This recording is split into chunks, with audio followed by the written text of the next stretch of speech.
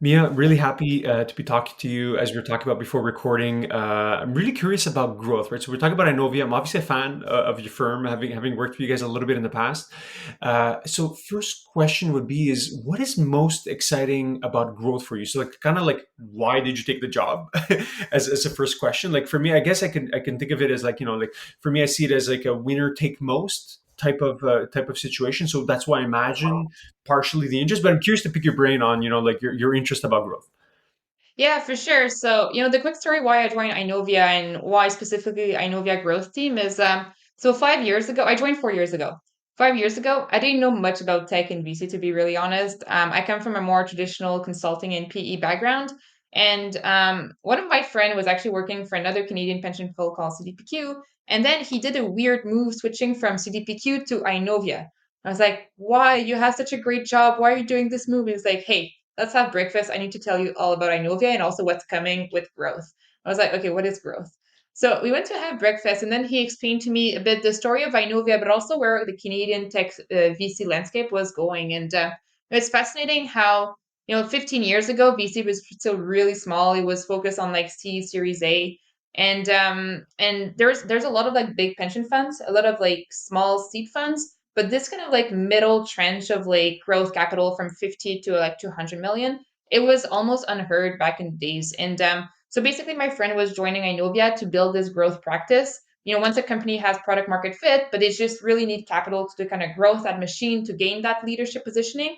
There was not a lot of the Canadian players who were able to do this. So I thought, oh, your new job seems awesome. Congrats. I understand. Go for it.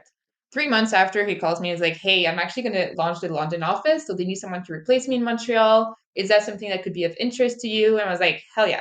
So it's been 4 years now. And, why growth for me? I really like this kind of mandate of having concentrated bet in very few specific high growth companies to help them really fuel growth on a global scale. So that was something I found fascinating, and that was a good fit with my consulting PE background. Second thing is that it's also really interesting to build that growth practice for Inovia. So building that team, that new structure, that new mandate, that was also really interesting for me. And then just have the opportunity to work with a team that has a mix of investment but also operational experience. One of the partner I work really close to is Dennis Kevelman, who was prior CFO of BlackBerry. The other partner I was really close to is Patrick, who was prior CFO of Google for a number of years. So having this type of like exposure, I thought it was super interesting. So that's a bit why I did the jump 4 years ago now, and I'm still very happy about it. Yeah, very cool, very cool. Yeah, and obviously, like we know how big the fund you guys raise, so it's like it must be so exciting to be able to deploy capital at such a large scale.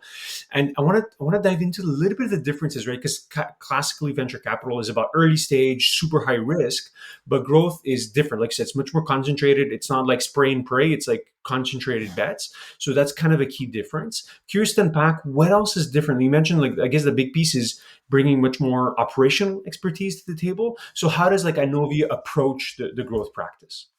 Yeah, I think there are a few things. I think, when you look at an early stage opportunity, when you see a large market and competition, it's a great sign because it means there is product market fit if there's other players doing something similar.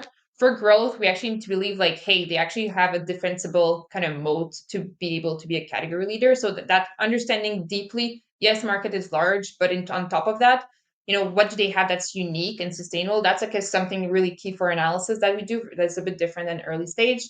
Then you talked about the team. How do we help to kind of bring that team to the next level to make sure they have the right kind of, the right expertise, be it on the finance side, on the talent side, on the tech side. So bringing that team to the next stage, that's something that we do. And we do have an operational, a talent team to help on recruiting. So that's one area I would say.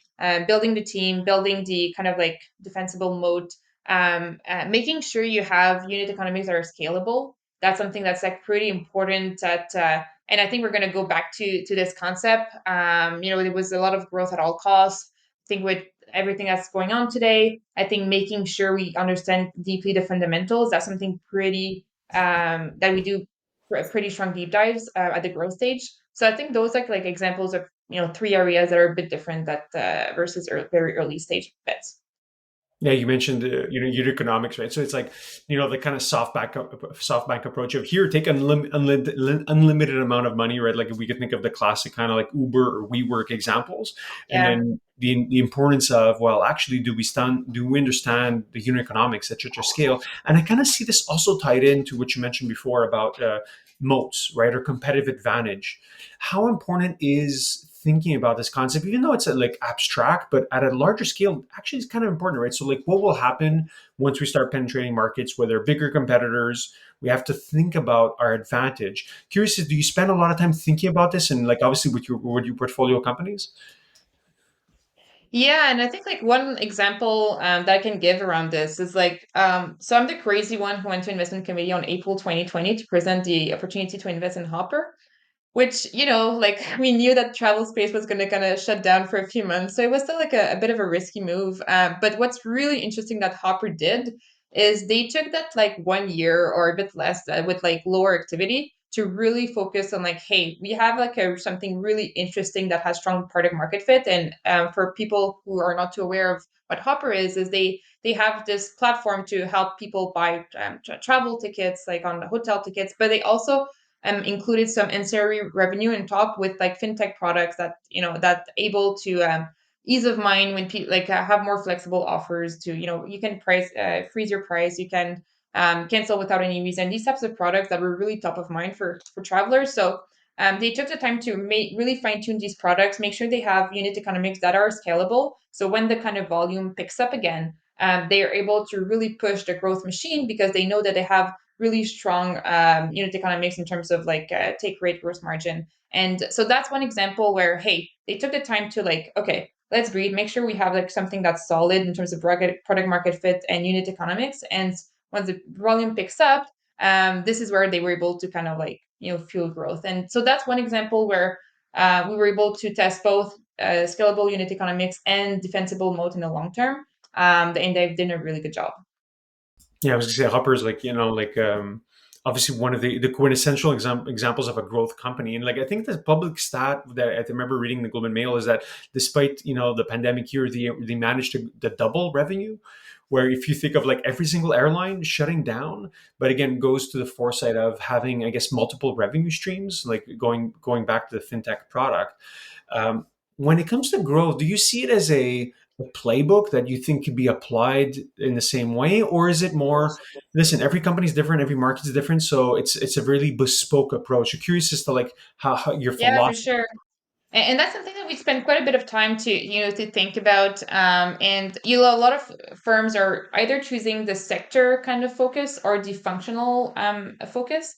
And at Inovia, we decide to invest massively in the second part, so in the kind of functional expertise. So a few areas where we do have our investment team that have kind of global network ability to invest in early to later stage, and partners that have both investment and operational expertise. That's all great, but I think on top of that, we also have our platform operational expertise that have special dedicated teams to help out on these few functional topics that I mentioned. For instance, we do have our head of talent who's helping internally on recruiting, but also helping our portfolio companies to help on the C-suite recruiting, how to structure compensation, ESOP, governance, all these topics that we hear about. So that's one that I think we are thinking to help growth companies. The second topic is on the tech and product front.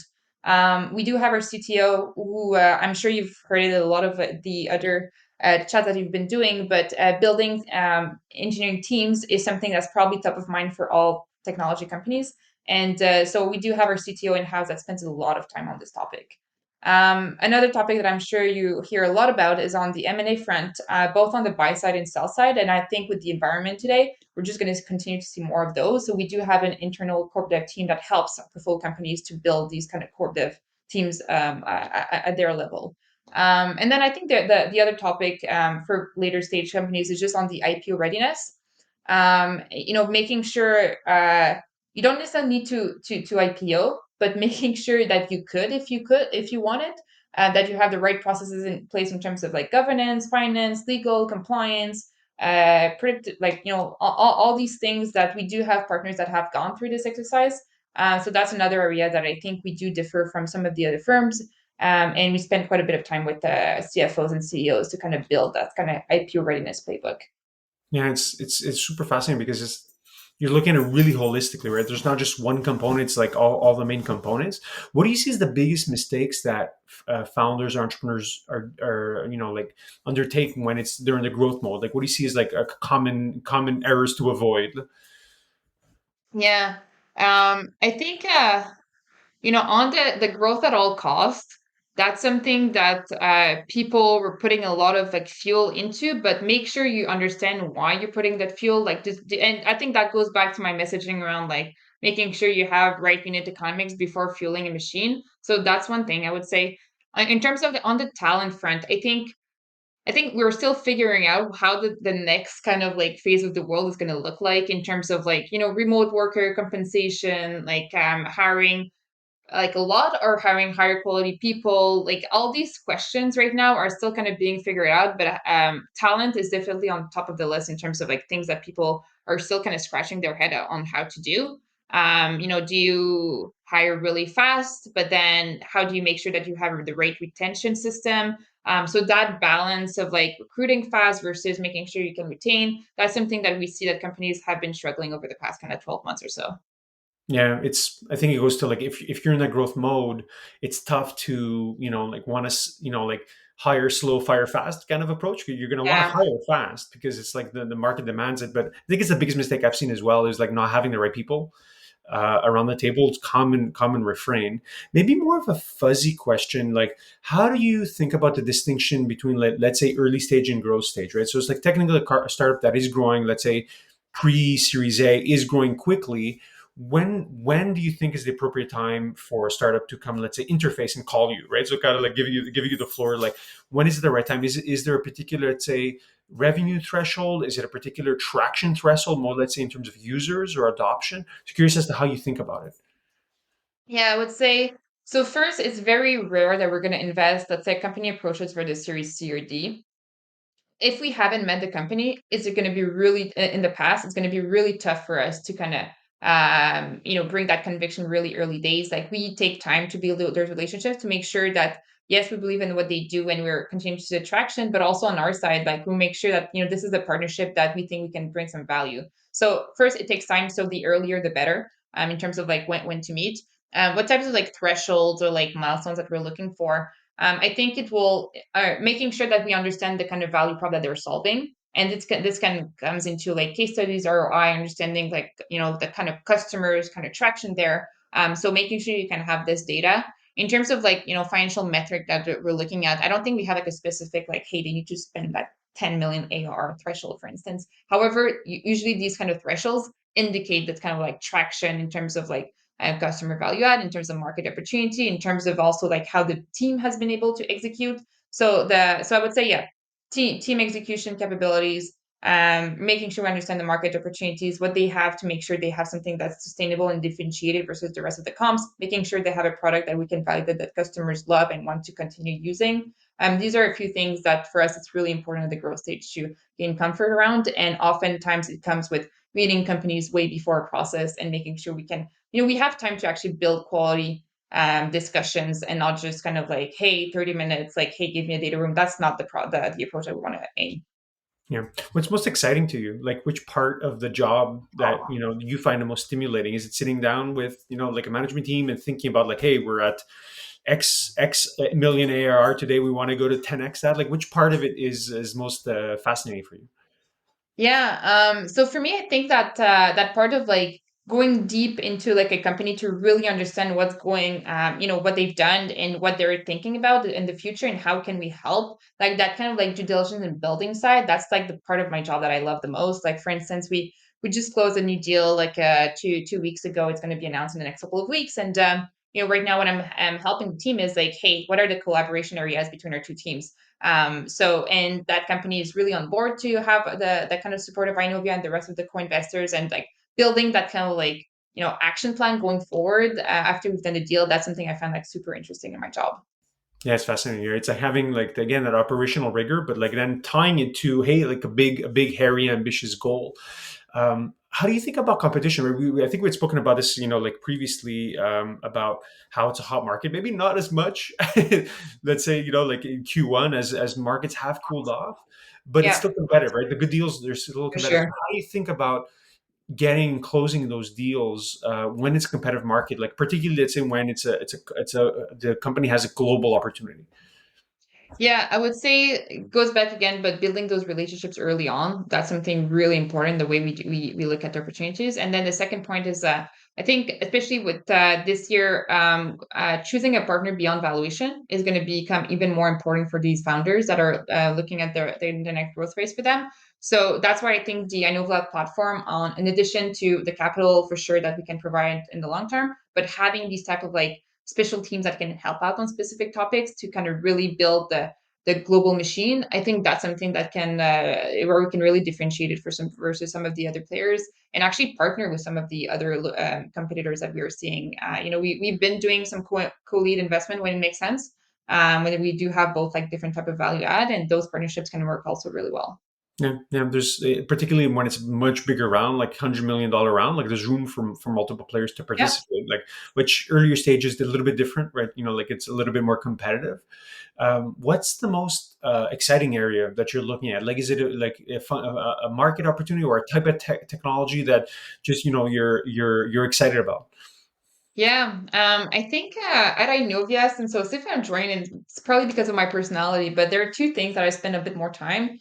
The first is actually, at Inovia, I'm the one who loves like structuring a team process. How do we work more efficiently? So everything that has to do with productivity tools, I kind of love this. And over the pandemic, I think, healthcare has been one of the sectors that's kind of seen the, biggest kind of disruption.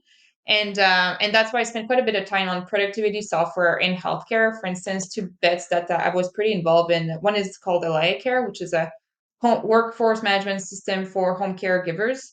And we've all know with the pandemic that there was a movement towards a bigger push for home care versus nursing home. So that's one area that I spent quite a bit of time. Another one that's very different, but again in the healthcare. Recently, we announced around InventShy, which is another productivity tool for scientists in pharma world to how can they work more productively in the preclinical space. And we know with the vaccine development that was just kind of really accelerated, these type of tools are becoming really top of mind, and there's not a lot. So that's another one that spent quite a bit of time. So that's one area. And the other one that's very different is on the travel tech, hospitality tech. Spent quite a bit of time at Inovia and in my prior life to look at that space. I'm a personal believer in the travel revenge, and I'm actually really fascinated to see how the world is gonna go back to like a new normal. So I was involved in Sonder, Hopper, Lifehouse, Snapcommerce, which are a few of our bets in travel and hospitality in different sub pockets, I would say. And that's one area where I think this year is going to be really interesting to see how that market kind of like translates. So I'm going to continue to spend quite a bit of time in that. Yeah, it's fascinating. Just maybe to riff a little bit on travel, because it's not the old fashioned like, hey, you have 2 weeks off in July and August and you're going somewhere and that's your vacation. It's become much more of a lifestyle, right? So I don't even know if travel is even the right word, but it falls into that bucket, right? Of like, well, now you have options to be able to spend X months living somewhere else, and like all Yeah, the the different. vocation is gonna continue. I think so. And it's a space that it's still super fragmented, super old school in a lot of like these areas. So I do think that there are gonna need to be some sort of like advances in terms of technology and disruption. Yeah, well, I have to, take you offline for your favorite travel spots after. And then on the healthcare front, I think it's one where I think the pandemic obviously opened up everyone's eyes to the importance of healthcare, Yep. and particularly in Quebec, where we're both based, it's like the system needs technology, needs innovation, because it's not going to come from the government, right? Clearly, it's we need people to come and fuel it, right? So I think I think we're just at the beginning of being able to be able to apply it both in terms of on the clinical side, but also on the preventive side. So I think you have both, right? Like you mentioned, Alaya is on the clinical front, and then Benchai kind of like way upper funnel, upper stream. Yep. Is there any other trends in healthcare that you think are you're keeping your eye on, like be it both on, let's say, the clinical or on the preventative front, in terms of things that you're like, this thing needs funding?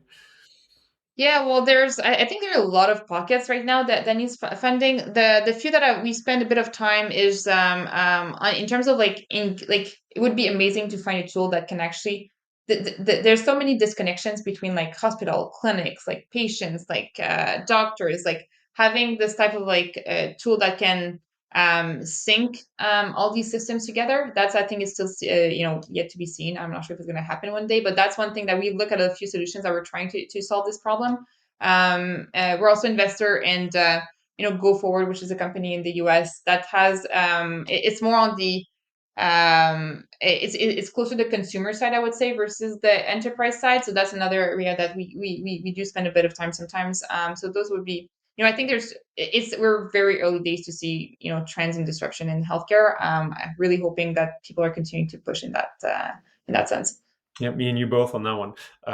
You mentioned productivity, right? And I follow you guys on Twitter, and I noticed that A, obviously you invest in productivity startups, but B, you're also guinea pigs for a lot of these tools, right? So like Inovia uses a lot of productivity tools. So maybe I'm off, but if I think I'm right, if I follow your You're Twitter. right. And I think for due diligence, it's super important to actually test a product that we want to invest. And yeah, like for instance, Fellow is one of our productivity tools and we're like the number one. Like we love the tool. I'm a big obsessed with the Fellow, for instance. So 100% we do test our tools. Any tips in terms of like productivity? VC is still very much a service-based business. You spoke about relationships, but today our tools are getting better and better. So, any productivity tips that I could learn from? Um, I think it's just like how do you increase communication within the team, especially with like the whole remote. I think people are still figuring out how to do remote. So everything that has to do with like better kind of like sharing of knowledge and communication, that's something that we do try to be a lot better. So that's one thing. Um, I think it's also like we're going to need to find a way to what's the right balance between in person versus kind of like remote videos and all that. So that's also another way that we're seeing the trend. I think with the how do you use these videos to kind of like absorb knowledge, for instance? So we've seen a lot of all these conversational AI platform. Like how do they actually can grasp intelligence, and how do you have these analytics provide some insights to do something better? So I think there are a lot of things to be done, but it's just a matter of like how do you capture more data to drive analytics to increase communication, knowledge sharing within teams, within potential clients, within potential partners. So that's one trend that we spend quite a bit of time. Well, how do you think about like deal velocity, and also because now is obviously you can probably assist 10 pitches a day via Zoom, versus before, like I'm sure there were Zoom pitches, but it was less culturally acceptable. Like people, still went to the office. It's curious how it's changed your life now as we're hopefully getting out of this god darn pandemic. Curious to hear your thoughts of like how it's going to change, like a VC's, workday. If they're Mhm. just going to be on Zoom all day, and then for board meetings in person. Curious to hear you. Yeah, I think we're gonna see a bit back to the old life, but not to the same extent. I think like in terms of deal velocity, a lot of like the early kind of like screening processes, I think they will probably remain to be like on videos and calls. I think it's the ones that like, hey, this actually like we want to build the relationships, and I think this is where in person we'll need to go back. And we're already starting trying to have more of these like due diligence sessions like in person, board meetings in person. So so yeah, like the past 2 years have kind of like shown that the hey competition came from like there's no more geo barriers. So that's one thing that happened. So you need to come with opportunities with like more conviction on the thesis already on the market, segment already in the so that is I think it's going to continue to like this prep work will need to continue to happen like before meeting with founders. But yeah, my opinion is like probably that filtering still in camera and then that relationship building going back to person. I think it's going to need to be necessary. Yeah, people like people, right? So it's like they want to be spending Yeah, time. And like I think already everyone I've reached out to for like, hey, let's do coffee or lunch is like instant yes. I think we're just like fed up being at home. So yeah. there's going to be a little bit of return, like you said, back to normal, but not entirely, right? And we're seeing it. Like a lot of companies are adopting the remote first approach, and a lot of them are thinking hybrid. I think the ones that are like, no, we're all going back to the office, maybe not the right call, at least for now. So there needs to be this balance. Do you have a personal preference in terms of like how you manage, like your obviously very demanding job? Yeah, I like I like the hybrid. I think it's important for culture to kind of go back to like meeting your team. I'm not talking about like companies, but just like, the different colleagues that we have. So, going back to the office, something that I do. But I do like that, when you have days where you have 10 hours of calls, it's not as productive to go to the office. So I think this hybrid, in my opinion, I think that it works well. But yeah, what Inovia is trying to do though is making sure that we have like people like a certain number of days that go to the office to build that culture. But at the same time, they realize that flexibility is also important. So we also kind of testing out the work from any other destination for a certain number of days per year, so people can actually benefit from that working flexibility that we were able to show that we actually super productive still. Yeah, I mean, maybe I'll go back to a prior question about like things to watch out for, for growth companies. You mentioned some really like very rational, strategic things, like for instance, like unit economics, the right people, the right talent. Have you noticed any softer challenges? For instance, culture, right? Where it's like we get a certain scale, it's like kind of like the classic Uber issue, right? Where it's like, oh, leadership maybe was, like had ethical issues, right? But maybe not as an extreme an example. But have you noticed, because, since we're on the topic of remote work and building the culture, have you seen issues for people, for founders, entrepreneurs to watch out for? That are not like the hard, like strategic issues, but more maybe more softer cultural things to watch out for. I think culture is definitely one that is we can call it soft, but it's actually super important in terms of retention. And the thing is with technology, often engineering teams are kind of used to work like in their own space, and they were going back to the office, and now it's just that kind of like got removed, so they're all working on their own. But I think so a lot of companies we've heard the feedback of like, hey, we kind of lost that culture that makes it fun to go to the office, even if you work these long hours. So that's something that companies are definitely kind of struggling with, because yes, you can hire from anywhere, and then how do you create this kind of like remote culture? It's going to be tough. Like, do you do, I don't know, offsites every 3 months? Do you kind of like, force people to go? I think these are all questions that are being figured out. But the important thing, it will need to kind of get solved, because I think that's the key point to kind of build a team that's there for the long term. It's really all about culture. Yeah, yeah, no, I did agree. And it's like, yeah, I think we're still figuring it out on our end. We're a small team, but we're remote. We're trying to do Yeah. offsets every 3 months instead of every year. Maybe if you have advice for early stage founders that might be listening, that want to be able to build that relationship. You mentioned being early. What's the best, most effective way besides harassing you? But what's the best way to start building relationships, even if it's too early, to be able to benefit, let's say, longer term? Well, the good thing, especially in Quebec, it's a really small world. So oftentimes, like, there's probably like a warm intro that kind of works out to get to know each other.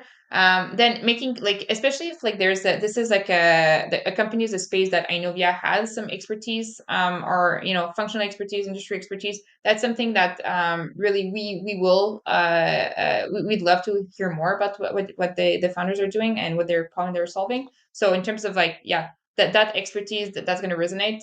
So I would say relationships for co-investors, other founders in the space that could be helpful, industry expertise. Otherwise, I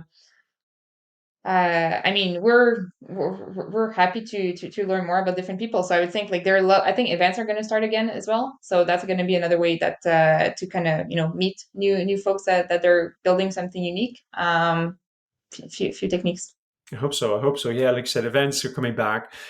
Maybe final question or two. Like, what do you think are the like? Is obviously you operate in Montreal, but you have a broader view. Any particular assets that you see are interesting to this market in particular, Quebec, let's say more writ large, that you think entrepreneurs should take advantage of? Hmm.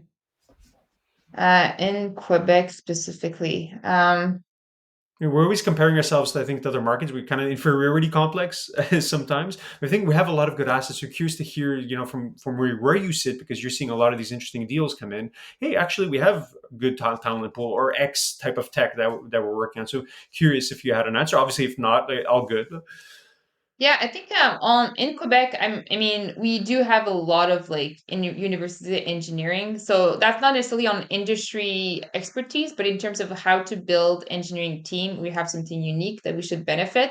I think the Waterloo, Ontario region, and the kind of Quebec, like UTS, and like these two pools are huge in Canada and still a bit like untapped. So I would say we've seen a lot of actually some of our companies from the US building these kind of like tech teams in Quebec and the government funding those teams. So this kind of like functional engineering, that's something you need about Quebec. I would say in terms of industry expertise, so for some reason, I don't know why we have so many travel and tech hospitality companies in Quebec, but we do have a lot. Not, we have the Inovia portfolio for sure, but like, we have the Plus Grade Flight Hub, like there's a bunch of others that are just in the space.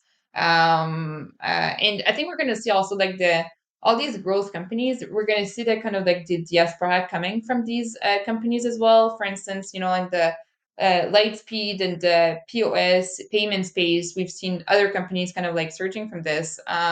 And I think that's like Hopper front. I think Sonder front. Maybe that's why also we have like more travel tech companies in Quebec. So I think these kind of like large tech companies that we're seeing in Quebec will have their own kind of like resonation outside in like adjacent verticals, I would say.